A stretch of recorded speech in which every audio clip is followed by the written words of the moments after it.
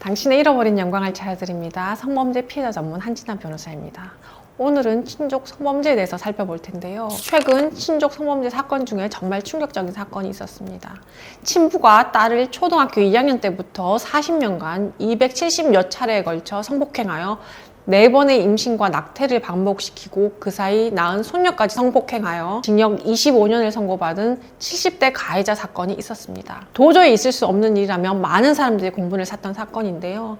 친족 성범죄는 피해자들이 외부와의 단절된 삶에서 거듭된 피해에도 도움을 받지 못하고 가정폭력까지 더해져 이처럼 은폐되는 경우가 많습니다. 이 같은 피해의 심각성을 고려하여 우리 법에서는 일반 성범죄에 비해 보다 가중처벌하고 있는데요. 형법에서의 강간이 징역 3년 이상임에 비해 성폭력 범죄의 처벌 등에 관한 특례법에서 친족 강간은 7년 이상의 유기징역으로 법정 하한이 높고 형법에서의 강제추행이 징역 10년 이하의 징역 또는 1,500만 원 이하의 벌금인 것에 비해 성폭법상 친족 강제추행은 5년 이상의 유기징역으로 규정되어 있어 법정 하한이 높고 벌금형이 없어 처벌 수위가 높습니다. 이처럼 친족 성범죄를 가중처벌하는 것에서 헌법재판소는 합헌이라고 판단하면서 친족 성범죄는 친족관계가 갖는 특별한 신뢰관계를 해치는 행위로서 죄질이 매우 나쁘고 피해자 개인을 넘어 친족관계 전체의 근간을 흔들 수 있어 사회적으로도 큰 충격을 주는 반인륜적 범죄라는 점에서 일반 성범죄보다 불법성과 비난 가능성이 훨씬 크다라고 판단 이유를 설시하였습니다. 친족 성범죄는 가해자가 피해자에게 외부에 발설하지 못하게 하고 증거를 남기지 않기 때문에 입증이 어려운 경우가 많습니다. 따라서 피해자의 진술 자체가 매우 중요한 증거가 될 수 있는데요. 법원은 친족간 성범죄를 판단할 때 가해자가 갖는 보호 감독의 지위와 영향력을 중요하게 고려합니다. 예를 들어 피해자가 미성년자이거나 경제적, 심리적으로 가해자에게 의존하는 관계일 경우 명시적인 폭력 협박이 없었더라도 피해자가 심리적으로 저항하기 어려운 상태였다는 점을 폭넓게 인정하고 있습니다. 사례 중에 의붓 아버지가 미성년인 자매를 번갈아 강간한 사건이 있었는데요.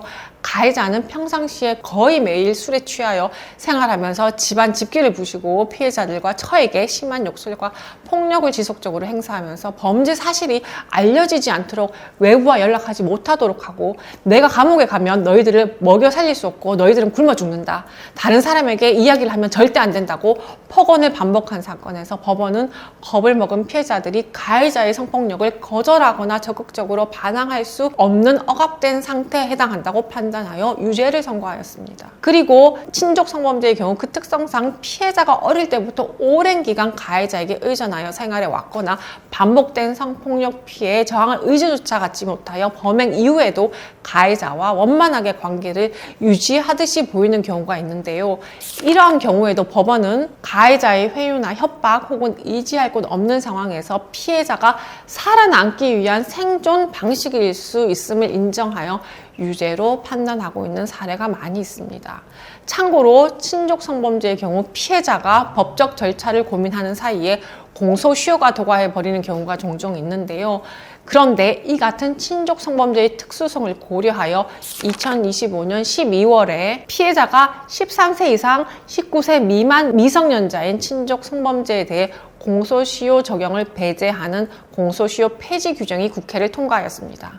이것은 과거 13세 미만의 미성년에 대해서만 공소시효 적용을 배제하는 특례 규정을 13세 이상 19세 미만 미성년자에게까지 확대한 것인데요. 피해자 인권 보호 및 가해자 처벌에 매우 의미 있는 법 개정이라 하겠습니다. 그리고 친족 성범죄는 장기간에 걸친 성폭력으로 인해 피해자에게 외상 후 스트레스 장애, 즉 PTSD와 같은 정신적 성애가 발생한 경우 다른 성범죄에 비해 강제추행치상으로 인정하는 케이스가 많은 편입니다. 이는 법원이 친족간 성범죄의 피해 정도를 심각하게 보고 있다는 것인데요.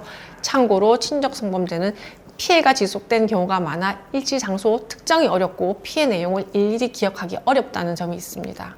따라서 날짜를 특정할 수 있거나 피해 내용이 비교적 자세히 기억나는 날을 위주로 선택과 집중을 하여 피해 전부를 처벌받도록 하겠다는 목표보다는 한두 가지 범죄라도 확실한 것을 피해 사실로 정리하는 것이 효과적입니다.